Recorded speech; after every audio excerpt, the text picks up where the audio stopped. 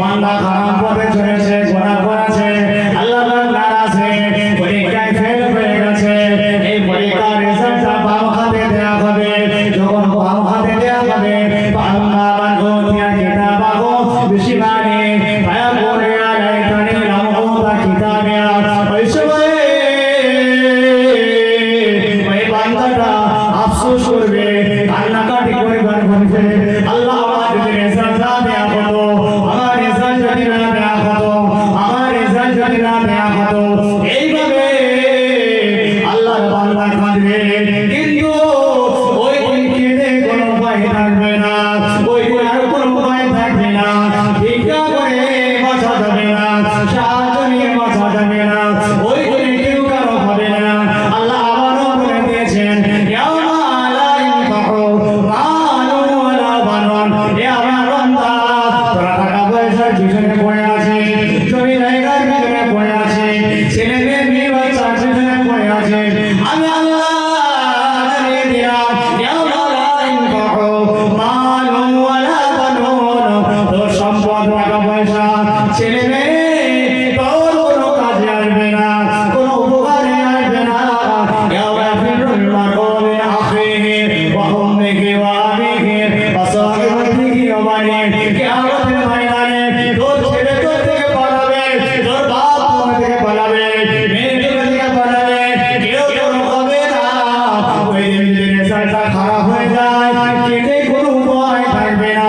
দুনিয়ায় রেজাল্ট খারাপ হয়ে গেলে, দুনিয়ায় পরীক্ষায় ফেল করলে, আবার বলতে ভ্যান চালিয়ে খাওয়া যাবে, সবজি ব্যবসা করে খাওয়া যাবে, টোটো চালিয়ে খাওয়া যাবে, পরের কাছে ভাত খেতে খাওয়া যাবে। কিন্তু না না না, আল্লাহর পরীক্ষায় যদি ফেল হয়ে যায়, কোনো উপায় থাকবে না, কোনো রেহাই থাকবে না, ওই গুনাহ কেউ বাঁচাতে পারবে না। তাই হাতে ধরে বলছি, একটু ভাবুন, নিজের জীবনের কথা ভাবুন, নিজের আখিরাতের কথা ভাবুন, কবরের কথা ভাবুন, আযাবে জাহান্নামের কথা ভাবুন। এই ভাবনা যদি আপনার মধ্যে এসে যায়, এই ভাবনা যদি আপনার মধ্যে থেকে যায়, আল্লাহ আমাদের ক্ষমা করে দিবেন। চলে বলে বাঁচার একটা রাস্তা আছে, বাঁচার একটা জায়গা আছে। মানুষ অধৈর্য হয়ে যাচ্ছে, বুঝতে পারছি, কিন্তু কিছু করার নেই। রাস্তায় চারিদিকে জ্যাম, কোথায় কি অবস্থা হয়ে গেছে আমরা তো জানি না। ভাই এই সাইডটা আসলে রাস্তা যাবো না, আমরা এই দিকে আসি, এই সাইডে জায়গা আছে, এই জায়গাটা ভিড়, এই দিকে আসি। দর্শক আল্লাহুম্মা সাল্লি আলা সাইয়্যিদিনা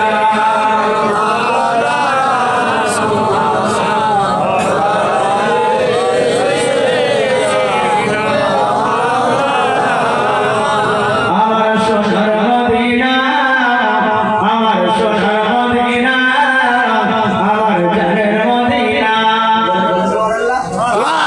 আমার সোনার মদিনা, আমার জানের মদিনা। সব ছাড়িব কিন্তু তোমায় ছাড়তে পারি না। আমার সোনার মদিনা, আমার জানের মদিনা, সব ছাড়িব কিন্তু তোমায় ছাড়তে পারি না। ভুলিনি, ভুলবো না, বলতে পারি না, ভুলিনি, ভুলবো না, বলতে পারি না। আমার সোনার মদিনা, আমার জানের মদিনা, সব ছাড়িব কিন্তু তোমায় ছাড়তে পারি না। সব বলিব কিন্তু তোমায় ভুলতে পারি না। ভুলিনি, ভুলবো না, ভুলিনি, ভুলবো না, ভুলতে পারি না। আমার সোনার মদিনা, আমার জানের মদিনা। আল্লাহু আকবার।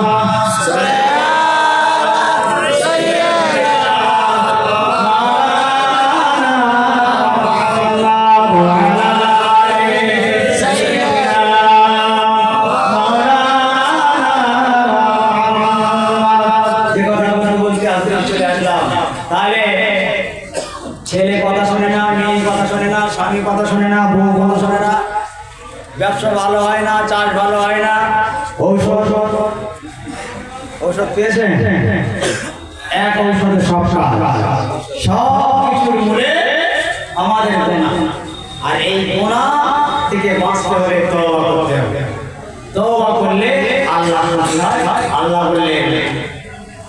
আল্লাহ বললেন ফাকুল কুস্তাগফিরু রাব্বাকুম ইন্নাহু কানা গাফফারা ইরসিলিস সামাআ আলাইকুম মিদরারা ওয়া ইমদিদকুম বিআমওয়ালিন ওয়া বানিনা ওয়া ইয়াজআল লাকুম জান্নাতিন ওয়া ইয়াজআল লাকুম আনহারা। আল্লাহ পাক বললেন বান্দা তোরা যদি তওবা করিস আমি আসমান থেকে সময় মতো পানি দেব, গজব থেকে বাঁচাবো, রুজি রোজগার বরকত দেবো, ছেলে মেয়েকে ভালো করে দেবো, সংসারে শান্তি দেবো, ব্যবসায় সাহায্য দেবো, চাষে উন্নতি দেবো। আপনাদের কষ্ট হওয়ার পরে চলে এসে গেছে, সবাই মহব্বতের পরিস্থিতি আগে আসলে মহব্বতের হুজুর বর্ণনা করবে যে আমাদের হয় ওয়াজ করে কিভাবে সব ঘুমাচ্ছে, তাহলে আমার বর্ণনা হবে একটু আওয়াজ দেন না, ঠিক আছে সোজা ঠিক আছে, আপনাদের কাছে কি আবিষ্কার দেবে তো আপনারা ব্যবস্থা দিবেন না থেকে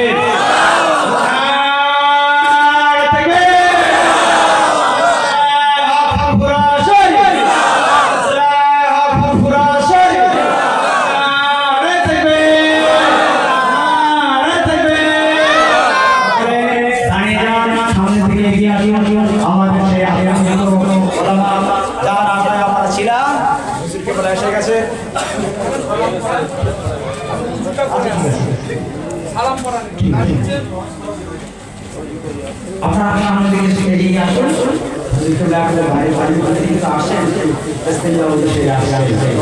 আপনারা করবেন ভাই। আমার কথা তো আপনারা জীবন শুনে আসছেন, আমার কথা আমার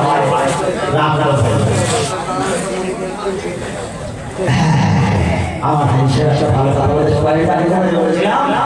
তাই শয়তান আমাদের কি দখল করেছে?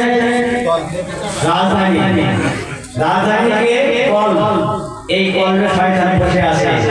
এই এখান থেকে যদি ওরে সরাতে পারেন তাহলে আপনার নামাজের জন্য ডাকতে হবে না, হারাম এসব করতে হবে না, অটোমেটিক আপনি নামাজি হবে, অটোমেটিক আপনি নামাজে নামবেন। আল্লাহ আযাবে ভয়ে চোখ দিয়ে পানি পড়ে, আল্লাহ কি করলাম, জীবনটা কি হলো আমার, আল্লাহ জীবনটা এইভাবে কাটলো আমার, আল্লাহ কি হবে, কি করবো আমি, আল্লাহ আপনি আমার উপরে একটু মায়া দয়া দেখান, আল্লাহ আমাকে মাফ করুন। নামাজে বান্দা এরকম কাঁদবে আর এই শয়তান তাড়ানোর জন্য বান্দা অন্তরে আল্লাহর জিকির করবে। যখনই যেখানে জিকিরের মাহফিল হবে, জিকিরের মাহফিলে যাবেন, জিকিরের মাহফিলে বসলে জিকির হয় কোথায়? দেখবেন কলবে ধাক্কা হয়, কলবে ধাক্কা হয়। এই কলবে ধাক্কা মেরে মেরে শয়তানকে তাড়ানো হয়। এবং এখানে একটা মত করতে আর সব কি করবে, আদর করবে, মত করবে, আদর করবে, খাইস করবে। তো শয়তান বসে আছে, ওরে আদর করতে যাবে না, আল্লাহ আল্লাহ আল্লাহ আল্লাহ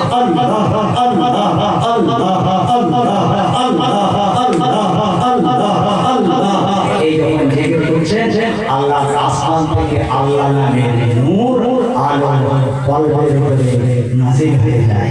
যদি বলুন এই যখন আপনার কলবে আল্লাহর জিকির জারি হয়ে যায়, খোদার কসম বলছি, আল্লাহর কসম বলছি, আমার বাস্তব কথা বলছি, আমি আমার নিজের বাস্তবে যদি এই জায়গা থেকে শয়তান চলে যায় আপনার চোখ খারাপ দিকে যাবে না, যাবে না, যাবে না। যত সুন্দরী মহিলা আপনার কাছে সামনে আসো আপনার চোখ হারাম দেখবে না, যদি ওদিকে তাকায় তাহলে হারাম নজরে না যায়। হুজুর কে বলে ভাই এসে গেছে, তিনি ওয়াজ করবেন।